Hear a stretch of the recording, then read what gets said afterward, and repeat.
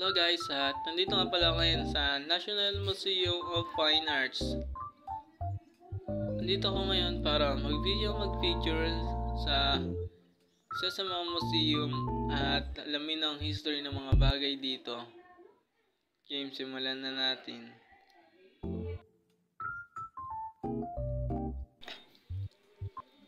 At sarap nga nito, makikita nyo kaagad ang magandang fountain. Bago kayo pumasok, sasalubong ko agad sa inyo ang isa sa mga rebulto ni Dr. Jose Rizal.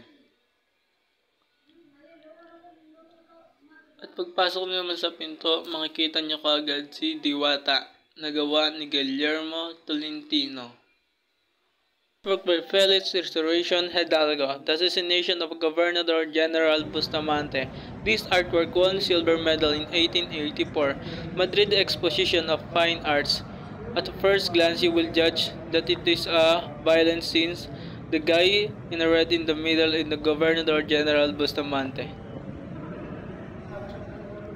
Spolarum is a painting by the Filipino artist Juan Luna. It was completed in 1884, won the gold medal in the Madrid Exposition of Fine Arts in the same year.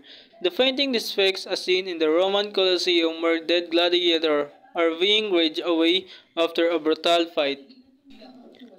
Josephine Sleeping.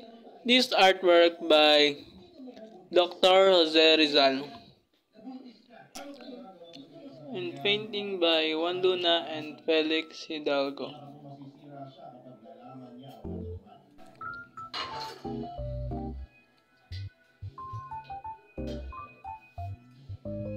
Gallery 5.